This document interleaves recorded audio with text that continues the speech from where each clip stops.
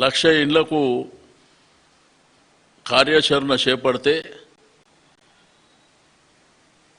మేము అధికారం కోల్పోయే సందర్భానికి 69,000 ఇండ్లు కంప్లీట్ చేసి భారతదేశ చరిత్రలోనే అన్ని హంగులతోనే నిర్మాణం చేసినటువంటి ఏకైక రాష్ట్రం. ఒక డబుల్ బెడ్రూమ్ ఇల్లే కాదు,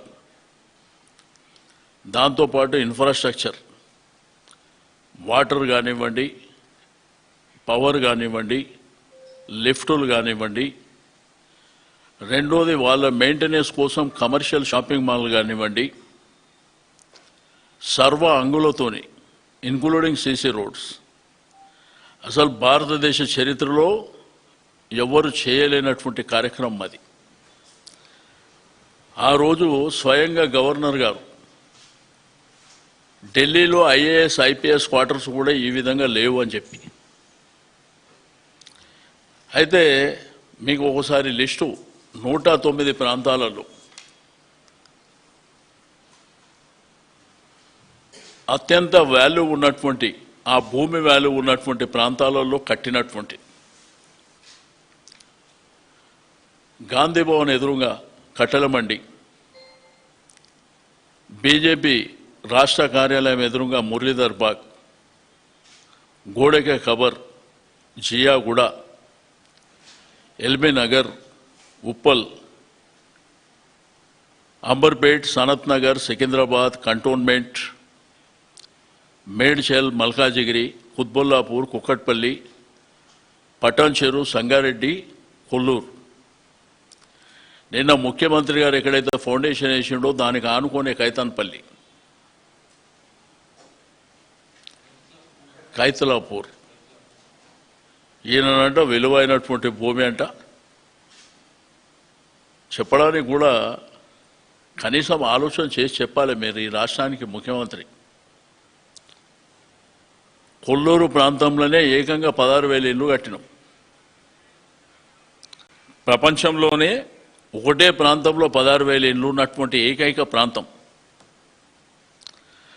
రెండోది, మేము కట్టిన ఇళ్లలో ఎవరు ఉంటలేరంట ముఖ్యమంత్రి గారు. మరి ఎవరిని పంపిస్తారో రేపు మీ క్యాబినెట్ నుంచి నా ఎంబడి పంపిస్తే నేను తీసుకుపోయి చూపిస్తా. ఇప్పుడు ఉన్నటువంటి డిప్యూటీ చీఫ్ మినిస్టర్ గారికి ఆ రోజుల్లోనే చూపించిన నేను, ఆయన సిఎల్పి లీడర్ ఉన్నప్పుడు తీసుకుపోయి చూపించిన. కేసీఆర్ గారు కట్టినటువంటిది పేదవాడు ఆత్మ గౌరవంతో బతకాలనేటువంటిది. 2 డబుల్ బెడ్రూమ్ ఇండ్లు, ఒక హాలు, ఒక ఇండియన్, ఒక వెస్టర్న్ బాత్రూమ్. రెండోది, ఏదైతే వంటగది ఉంటుందో అద్భుతంగా ఆ బండ వేసి చేసినటువంటిది. కనీసము 560 చదరపు మీటర్. మీరు కడుతుంది ఎంతనో చెప్పగలుగుతారా? ఆ రోజు మా యొక్క డబుల్ బెడ్రూమ్ యూనిట్ కాస్ట్ 9,60,000. అసలు పేదవాడు అనేవాడు ప్రభుత్వం ఉచితంగా కట్టాలి. మీరేమో 5 లక్షలు ఇస్తారు, 6 లక్షల రూపాయలు వాళ్ళు కట్టుకోవాలంట, 10,000 రూపాయలేమో అప్లికేషన్ ఫామ్. ఒకవేళ నీకు శాంక్షన్ కాకపోతే తిరిగి ఇస్తుందంట ప్రభుత్వం. సమైక్య ఆంధ్రప్రదేశ్ రాష్ట్రంలో ఇదే స్కీమ్ పెట్టి ఆ కట్టిన 10,000 ఇంకా మీ ప్రభుత్వం దగ్గరనే ఉన్నాయి, ఇంకా తిరిగి ఇయ్యలే. వాళ్ళు తిరిగి అలసిపోయి శాపనార్థాలు పెట్టి మానుకున్నటువంటిది మర్చిపోయారు మీరు. రెండోదంట 1,00,000 ఇండ్లు కడతారంట. లిస్టు పెట్టాలి కదా 1,00,000 ఇండ్లు అంటే. గతంలో మంత్రి గారు అనౌన్స్ చేసినప్పుడే 16,000 పెట్టాడు. హైదరాబాద్లో స్థలాలు లేక ఉన్న స్థలాలలో కట్టినాం. నేను చెప్పింది ఇప్పుడు ప్రసాద్ ఐమాక్స్ ముంగట ఇందిరమ్మ బస్తీ ఉన్నది, ఆడ కట్టినాం. నెక్లెస్ రోడ్లో అంబేద్కర్ నగర్ అని అక్కడ కట్టినాం. నా దగ్గర చాచా నెహ్రూ నగర్ కానీ, రామస్వామి చాచా నెహ్రూ నగరు, పొట్టి శ్రీరాములు నగరు నా ఏరియాలో కట్టినాం. ఎక్కడైతే స్థలాలు అవైలబుల్ ఉన్నాయో అక్కడ కట్టినాం. ఆయన ఏమంటుండంటే ఇండ్లు కట్టిన దగ్గర ఎవరు పోతలేరంట, మరి రా తీసుకుపోయి చూపిస్తా, ఎవరెవరు నివాసం ఉంటుర్రో నేను తీసుకుపోయి చూపిస్తా.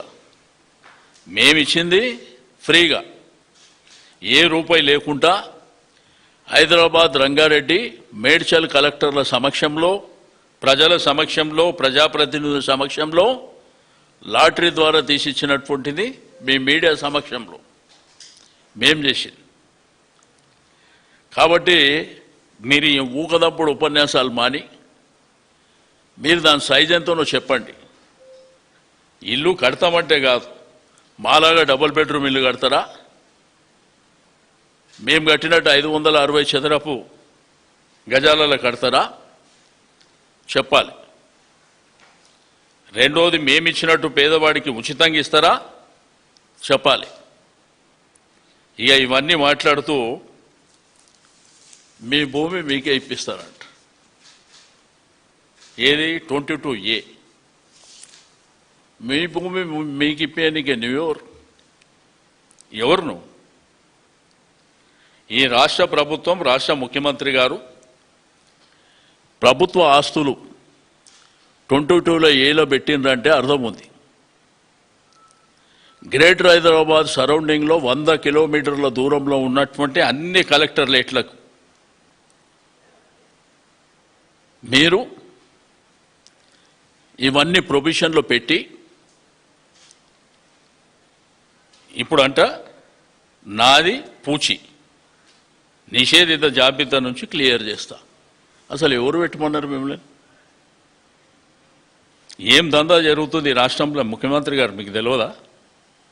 ఈ 22A పెట్టిన తర్వాత గడిచిన 2.5 సంవత్సరాలలో 30%, 40% లావాదేవీలు ఎవరు మాట్లాడుతున్నారో నీకు తెలియదా? 30-40% మీరు నెగోషియేషన్ చేసుకుంటూ 3-4 సంవత్సరాల క్రితం కట్టినటువంటి ఇళ్ల మీద కూడా, అది అపార్ట్మెంట్ కావచ్చు, గేటెడ్ కమ్యూనిటీ కావచ్చు, కమర్షియల్ కావచ్చు, అన్నీ దీంట్లో పేదవాళ్ళు ఉండేటువంటి ఇండ్లను కూడా నిషేధిత జాబితాలో పెట్టి ముఖ్యమంత్రి గారికి నేను ఏం తెలియనట్టు నాది పూచి అంటాడు. అంటే ఇదే కలెక్టరేట్లల్లా ఎవరిని కలవమంటారు మీకు తెలియదా? 30%, 40% డిమాండ్ చేసి తీసుకుంటుంది మీకు తెలియదా? తెలియకపోతే త్వరలోనే ఎవరెవరు తీసుకున్నారో ఆ లిస్టు కూడా బయట పెడతాం. అమాయకంగా. రెండోది ఏంటంటే, చట్టాలు కానివ్వండి, న్యాయస్థానాలు కానివ్వండి, మీకు ఈ దేశంలో న్యాయస్థానాలు, చట్టాలు ఉన్నాయనేటువంటిది మర్చిపోయినరా? హైడ్రా మొన్న ఇష్టం ఉన్నట్టు చేస్తే చట్టం ఏం చేసింది తెలుసు కదా? రేపు ఇది కూడా అదే జరుగుతుంది.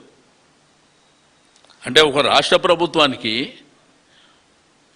ఉన్నలేని భూములన్నీ 22A పెట్టే అధికారం ఎవరిచ్చారు మీకు?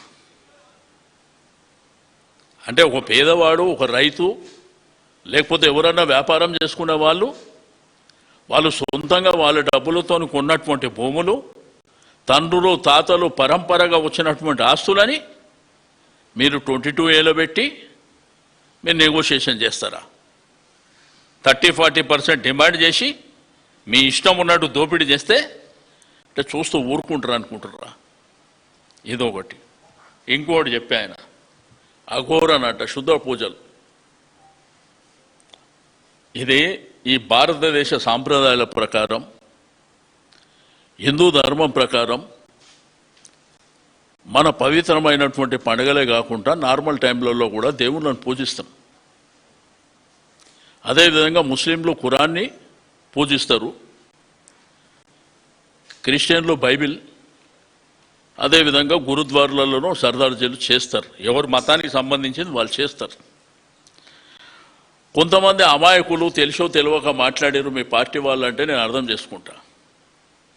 ఏకంగా ఈ రాష్ట్ర ముఖ్యమంత్రి అట్లా మాట్లాడవచ్చా? ఒకవేళ అట్లా మాట్లాడే పరిస్థితి అదే నిజం అనుకుంటే, అదే జరిగితే ఈ దేశం ప్రపంచంలో ప్రభుత్వాలు, అధికారాలు పోవుడు కాదు, మనుషులు బతుకుతారా అని నేను అడుగుతున్నా. ఇప్పుడు నాకు నీ మీద ఇష్టం లేదు,